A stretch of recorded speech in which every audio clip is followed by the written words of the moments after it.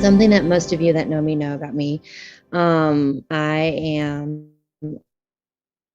a person that lives with chronic lung disease. So I was a 27-week premature baby, and I was born with a condition called bronchopulmonary dysplasia. So if you guys follow me on social media, for those that you know me, you know all about it. And out of the hospital and lots of fun adventures that go along with having chronic lung disease. And if you were to kind of frame my life, just to kind of share, I had a really sick infancy, early childhood, and then kind of had a relatively healthy, adolescence, high school into college. And then in my early 30s, things started to change again. So I noticed what I thought was worsening allergies. And I chalked it up to moving. We had just moved to a new climate, and I thought, oh, it's, I was starting to have maybe some like asthma issues, but I thought, oh, it's just allergies, new location. I didn't think anything of it. And it wasn't until I actually ended up with a different infection, and they imaged and they happened to see my lungs, and they diagnosed me with worsening emphysema. And I thought, worsening emphysema, I've never smoked. What's going on? And so that prompted get referred to a pulmonologist, and they did some testing, and they diagnosed me with COPD at the age of 33. COPD typically, if you hear about it, runs in older individuals. And so I was one of the smaller percentage of people that never smoked, super young, and just kind of didn't fit the mold. So I was really scared. I didn't tell anybody for a really long time. I actually took on more work in avoidance, thinking, okay, if I take on more jobs, take on more to do, it doesn't exist. I don't have to think about being sick or having to take new medications or manage this thing. My son was less than a year old when this started to happen, when I got diagnosed. And so, my daughter was 2.5. And so I thought, I got young kids, I'm too busy for this. But I started, right. When I talk about my journey with people on their stuttering journey, because when you struggle to breathe, or when you have to think about breathing, my lungs are about 55% functioning. So when you have to think about breathing every time you breathe, there's something to say about having to think every time you speak. Some people who stutter describe it as such. So I didn't really have a lot of people to talk to. I don't think I disclosed to anybody for about at least a couple of years, including even my parents. And I just tried to avoid it, tried to cover it up. I was the person who I was working full-time at a university then, and I would be in the hospital all night. I'd get discharged at 5 a.m, put on my scrubs and go do therapy all day and not tell anybody. So I lived this life of passing, so to speak, or covering up, starting to be pretty sick for quite a while. And I covered it up until I couldn't cover it up anymore. I work in acute care things, and I couldn't keep up anymore, right? People were starting to see it on my face. I would have to excuse myself from a therapy session to throw up from pain and go right back to it, not tell anybody. And so I worked and worked until I just couldn't physically cover it up anymore. My ER visits became admits, and it just kind of became a mess. And then I had to stop working. So I passed for a long time until I couldn't do it anymore. And I don't know if passing was a good thing. It's what I needed mentally, but I don't know if it's what I needed physically. I don't know if it sped things up to get them worse or what. So, longer story, making it far too long. I was so sick. We lived in small town Texas, and we ended up moving here to Denver, Colorado for my medical care. So for those of you that follow me, I have a great pulmonologist. He leads my team, and that's kind of my journey. I have lots of medications, big old container. I have treatments I have to do daily, and my life kind of revolves around this medical condition, with the exception of advocating for stuttering, still working again now, which is great. thought I wouldn't ever again, but I am. And just some really, really great things happening. But I share all of that with you because when I was first diagnosed with COPD, I was 33. Everybody I'd met I had lots of patients in the nursing home with it, right?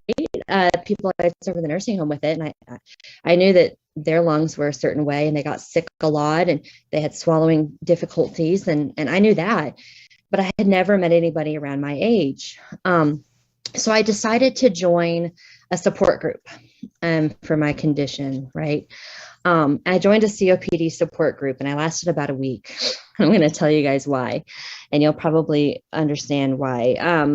So when I joined the support group for people like me with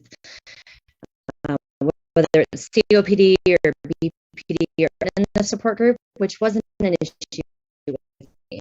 I didn't care about that. But on day one, when I'm meeting people and introducing myself to the group, the first question I got was, what are your pulmonary numbers? And I thought, what?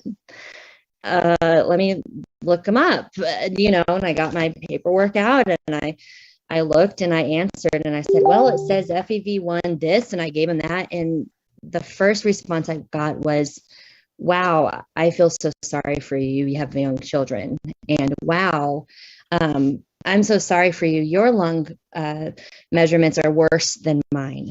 And so the welcoming I got for this support group was, I'm sorry, I'm sorry, I'm sorry.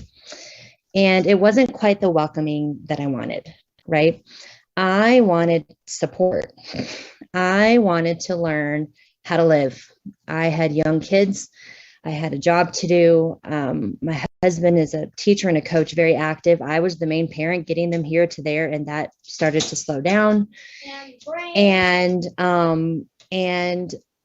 I had stuff to do, and I did not want to talk about dying, right? I got questions within that week of how fast is it progressing? Do they know? Do they know if you have this such and such a gene? Like it would automatically just this really intensive stuff. And I didn't want to answer any of it. I didn't want to talk to them. And I felt like a data point on their data plot right away. And I thought, okay, I can't do this. So I lasted a week and dropped out of said support group. But after I dropped out, I had one person message me. We had a mutual friend. And he said, hey, I'm really sorry. He sent me an email and I'll never forget it. And he was the one person I connected with in the support group. And he said, you're going to be okay. And I was like, well, it doesn't sound like it, right? Like these guys are doom and gloom and you're going to do this and you're going to end up disabled and you're going to end up, bedridden and doing all these things, or actually it was focused on what I wouldn't be doing. And however many years it was going to happen. And I didn't want that. And so he said, you're going to be okay. And that really stuck with me.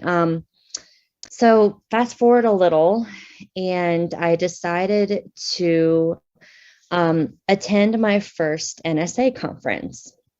And that sounds interesting because back then I was considered a fluent, people would say, and I'll share about stuttering in just a minute, but I decided to go to my first NSA conference. And the reason why I was going was because my brother is a person who stutters, and he's stuttered since the age of 6. So he's the one that grew up stuttering, not me.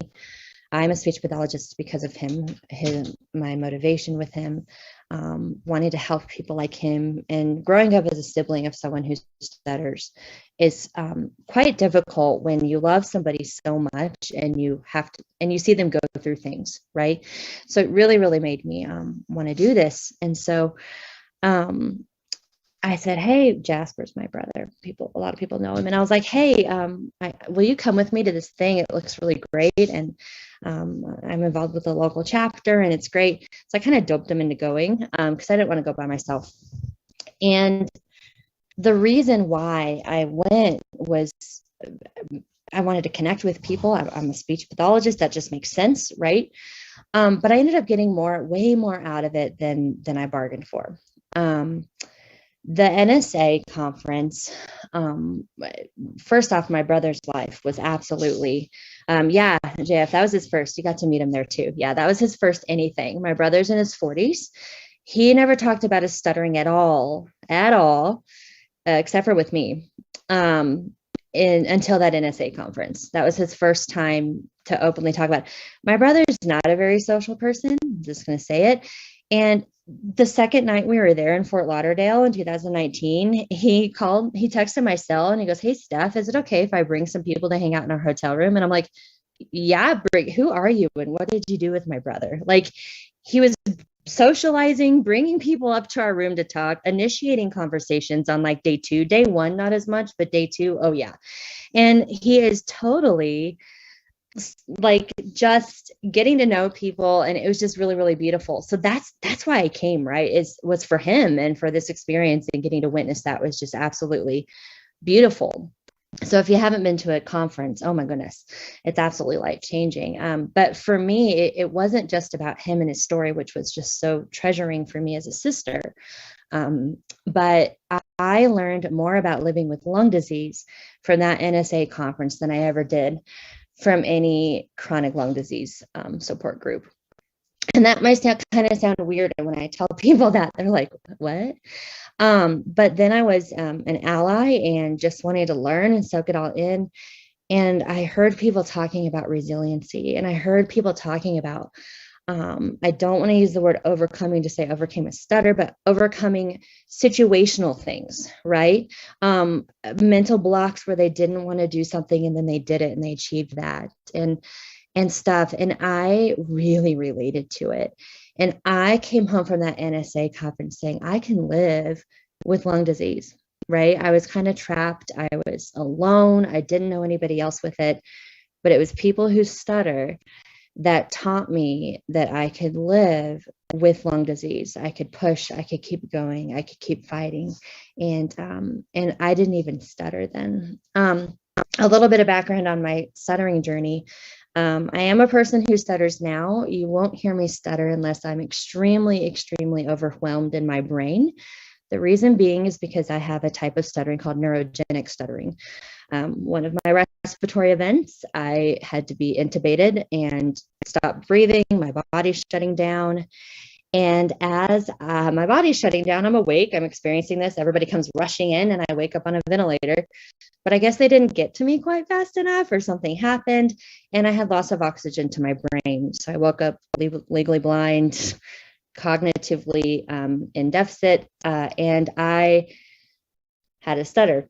And it was really, really interesting because I'm kind of one to debate, right? Did I start to stutter because it runs in my family, and then the brain injury kicked it in? Did I start to stutter because, yes, I had this brain injury happen, but I also have this psychogenic component of medical trauma. That was pretty traumatic, guys. And I've gone through it a few times now, so it's quite a bit of medical trauma. I'm kind of an anomaly, right? But if you listen to Daniele Rossi's podcast called Changing the Status Quo from a couple of years ago, you'll hear me stutter a lot. As my brain rehabbed, my stuttering became less prominent. So now I'll stutter if I'm extremely tired, or my brain is just overstimulated, which happens sometimes. I get the headache, and I get, if you've ever had a concussion, you know the headache, right? It's super intense, and I'll start to stutter. So my journey with stuttering is very different from my brother's. He stuttered since 6, and I've stuttered since the age of 36. But I just wanted to share with you guys that the stuttering community has far more of an impact even on people outside of your community than you realize. You guys taught me how to live, and I've got kids, so they're probably thankful for that, because there were times I didn't want to. That was tough. And it's just really great. So yeah, I wanted to talk a little bit about just the impact that you have on people. People are watching, people who you don't realize are watching. I know when we go to conferences and we go to events, we all see the same people. right? We see each other. Hey guys, right? I got on here this morning. I'm like, so and so. And I'm like DMing like a bunch of people and saying hi because it's so exciting to see people that we know and that we love. But there are people watching us that you may not even realize you're having an impact on, myself included. So I just wanted to share that. And it's such a great time to be in the stuttering, in the worldwide stuttering community, because people are listening now, right? People are starting to listen. Progress is being made, change is being made.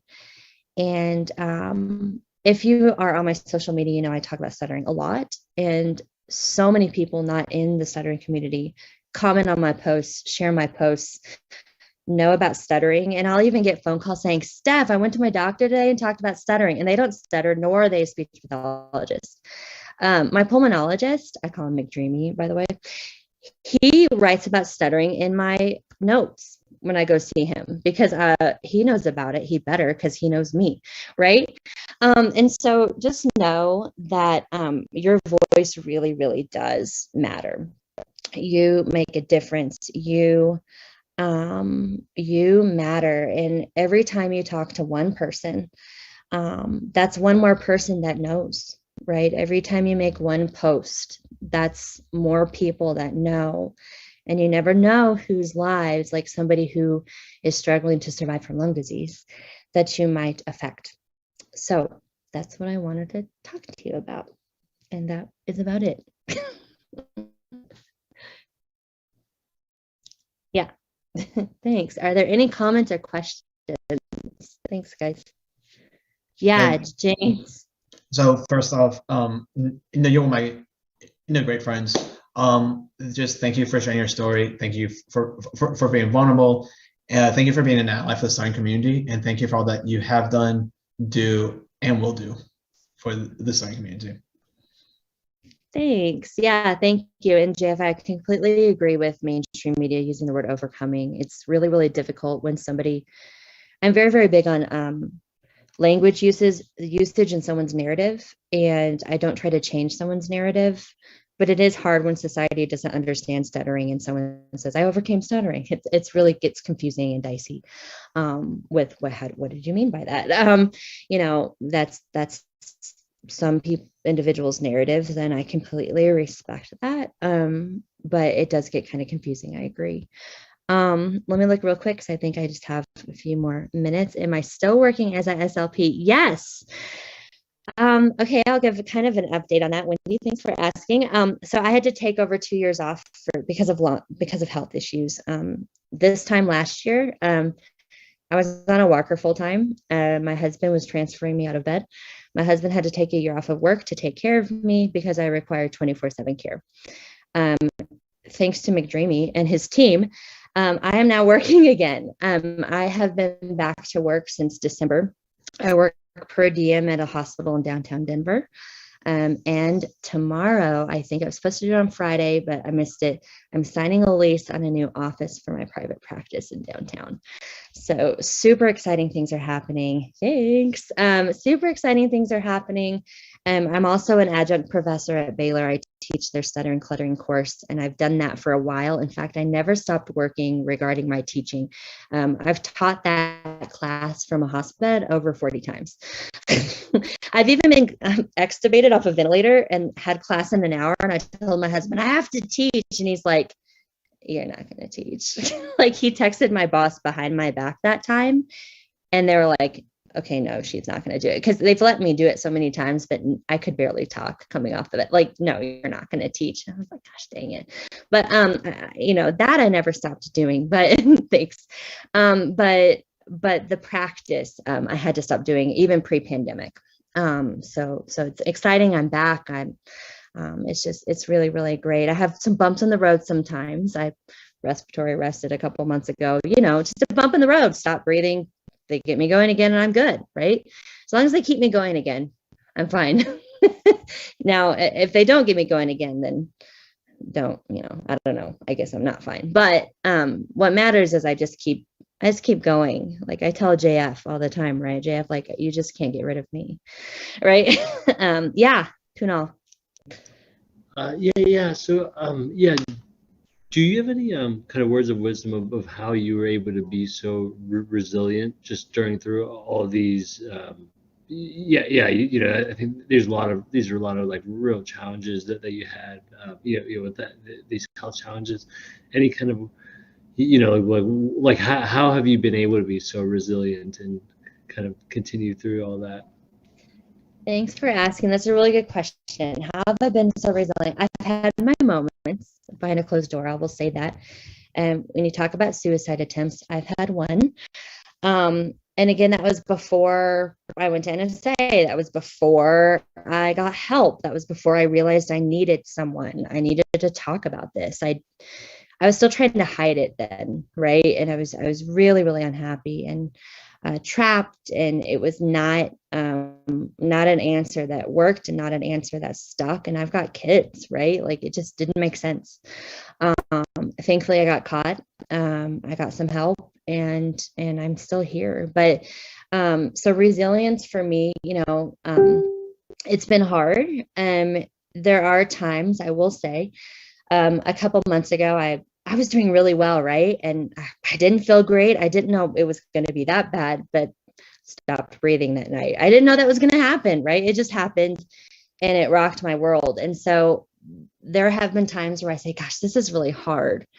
But you have to keep going because there's no other option, right? Like there's no other option than to keep living and to keep going and keep having a relationship with people and keep, for me, advocating for the stuttering community is like, I always tell people my life is God, family, and stuttering in that order. And this community has helped keep me going so much that I just can't even, almost don't have the words to express how much this community has helped keep me going. So yeah, thanks for that question. It's been hard, but I just don't have another option. Yeah, Jean-Francois. I have a tough question. If you did not have a brother who stuttered, do you think that you would have attended an NSA conference at one point, maybe? Or I think I would have at one point. I had wanted to go to NSA in Chicago, but I had a baby about 2 months previous, and I decided it wasn't a good time. And also I was starting to get sick at that point. And so I didn't know what it looked like. It was all very, very new. I think I would have eventually, but I don't know that I would have had the same experience, or maybe I would have eventually, but the self-realization, my brother really helped with that too. And so, yeah, that is a tough question because he's why I'm an SLP. I mean, I was a NICU baby and I had people who helped me with feeding and stuff, and we do that too. But I don't know that I would have wanted to be like, oh, I want to be a speech pathologist had I not grown up as a sibling of someone who stutters, and just doing life with him. Yeah, it's a really good question. Any other questions or comments? Yeah, thanks for asking. Well, thanks for listening, you guys, and for coming. Thank you for spending this time with us. I mean, you have an incredible, inspiring story, and just thank you for sharing that with us. You're so open, and so thank you. Thank you so much. Thank you for having me.